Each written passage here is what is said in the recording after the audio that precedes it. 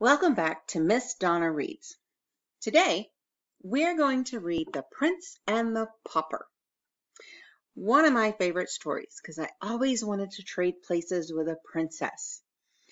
That never happened, but that's okay. In this story, Mickey trades places with a prince.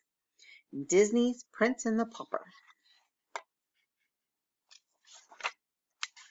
Disney's The Prince and the Pauper. For many years, England had a wise and good king. The people were happy under his rule. But by and by, the king fell ill. Soon, the greedy captain of the guard, Captain Pete, saw his chance to rob and terrorize the people. Without firewood to heat their simple homes and enough food to eat, people suffered terribly throughout the land. It seemed that no one could save the kingdom from the thieving Captain Pete, until one day. "Kindling! Fresh kindling!" called Mickey. Beside him, Goofy shouted, "Get your snow cones here! Plane and rock and twig!" The two friends were hungry and cold too, but they tried to make the best of things. Suddenly, a coach full of Captain Pete's soldiers spun around the corner, spraying snow in Mickey and Goofy's faces. Mickey's dog Pluto shook the snow from his snout and took off after them. Mickey chased Pluto all the way to the castle. When one of Pete's guards caught sight of Mickey, he bowed so low that his nose almost touched the ground. "Welcome home, young prince," he said. "You fool!" growled Captain Pete.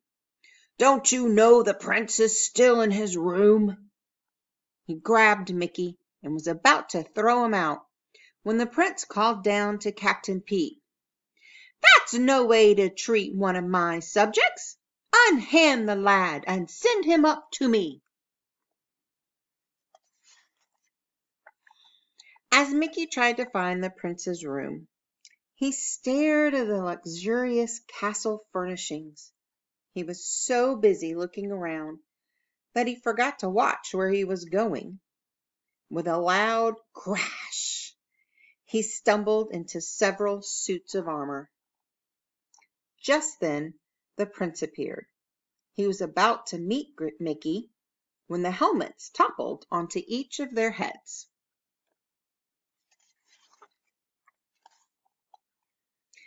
Mickey and the prince pulled off their helmets and gasped. "You look just like me!" cried Mickey. "No, no, no!" cried the prince. "You mean you look just like me, exactly like me." Then the prince had an idea. "I could take your place for just one day. I'm tired of being a prince," he said. "I'm tired of studying and fencing and never having time for myself. I'd like to see what's going on outside these castle walls." "If we swap clothes," he told Mickey, "you could live like a prince for a while, and I could walk around the kingdom just like an ordinary citizen." "But I don't know how to be a prince," said Mickey. "Don't worry," said the prince, as he gave Mickey some royal clothes. "To govern, you need to only say, 'Splendid idea! I'm glad I thought of it!' and 'Guards, seize him!'" The prince put on Mickey's clothes, climbed through the window, and slid down a vine. "I'll be back in the wink of an eye," he called. Mistaking the prince for Mickey, Captain Pete grabbed him as soon as he reached the ground. Then he placed the prince in a catapult and fired him over the castle wall. "And stay out!" Captain Pete shouted. The prince landed on his face in the snow, and Goofy and Pluto ran over to help him up. As soon as Pluto sniffed the prince, he knew it wasn't his master Mickey. So Pluto trotted off to the castle gate to wait for the real Mickey. "Gosh, Mickey," cried Goofy, "you shouldn't jump over walls and land on your head like that. You could get hurt." Of course, the prince had no idea who Goofy was. "I'm Goofy, remember?" said Mickey's friend. "So I see, my good man," the prince mumbled, "but I really must be going. Ta-ta!" Now Goofy was really confused. Mickey had certainly never talked this way before. Once the prince managed to get away from Goofy, he began to enjoy his new surroundings. "What a nice little place," he said to himself. "I really must try to come out more often." The prince was enjoying his walk when he spotted a little dog. Because he'd never had a pet before, he thought it would be fun to play with. The little fellow. But the little dog had bigger friends who thought chasing the prince was even more fun. Back at the castle, Mickey was quickly becoming bored with the life of a prince. He didn't like spending his day taking all those lessons, not when he could be eating instead.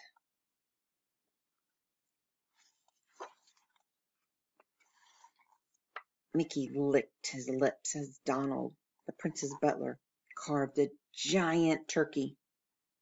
Mickey was about to help himself, but Donald pushed him away.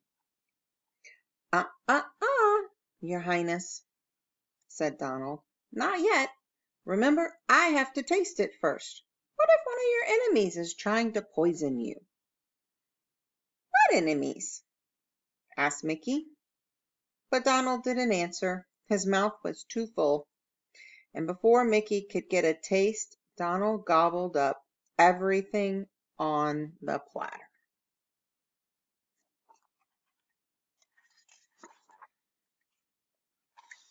Outside the castle, the real prince quickly discovered that the greatest enemies of the townspeople were the king's own soldiers. Captain Pete had been ordering his men to steal everything they could carry. The prince was horrified.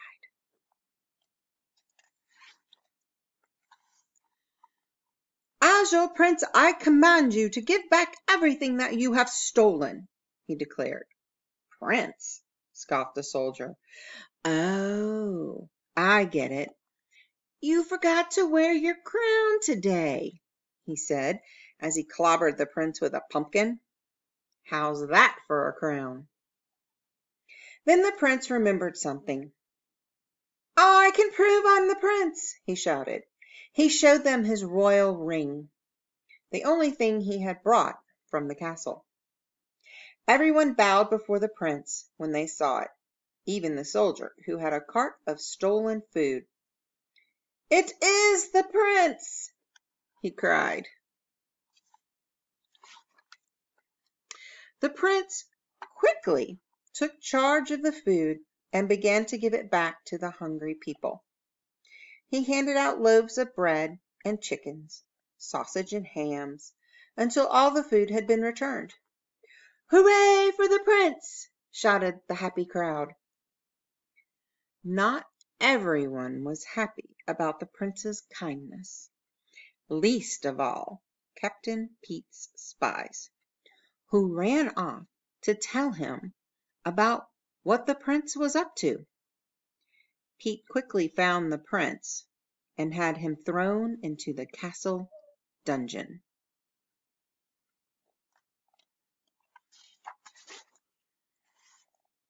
Donald was in prison too. The prince wept as he sat on the cold stone floor. Because he had changed places with Mickey, he had not been with his father when the king died. And now Mickey, the pauper, would be crowned king. Suddenly, there was the sound of heavy footsteps. Donald and the prince peered through the cell door to see a tall, dark figure coming toward them. He was carrying a very sharp axe. "It's the royal executioner!" gasped Donald. "Captain Pete must have sent him."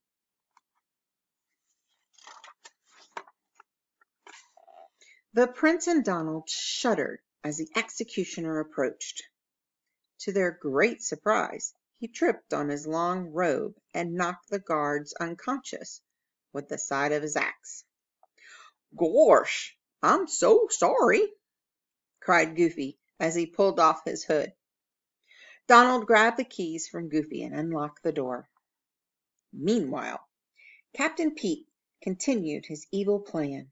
He was forcing Mickey to become the new king, to make sure that Mickey would obey his orders.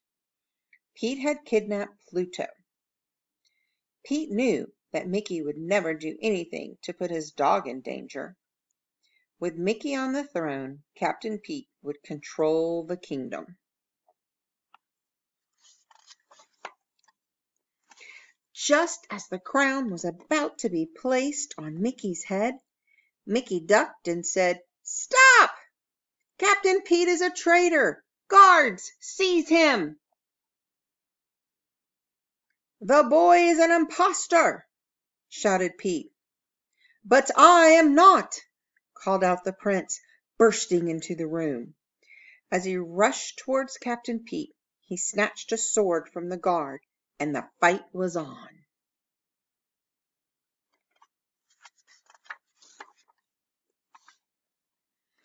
Goofy and Donald were doing their best to help the prince. Donald swung his axe and sliced the ropes that held up the chandelier. It fell down on a whole crowd of soldiers. When the brave prince knocked Pete's sword out of his hand, the townspeople cheered. "Off to the dungeon with them!" commanded the prince. The townspeople tied up Pete and his men and led them away. Then it was time for the ceremony. The real prince was crowned king, and the people could feel safe once more with a kind and generous ruler. The people all lived happily ever after, thanks to Mickey, Goofy, and Donald.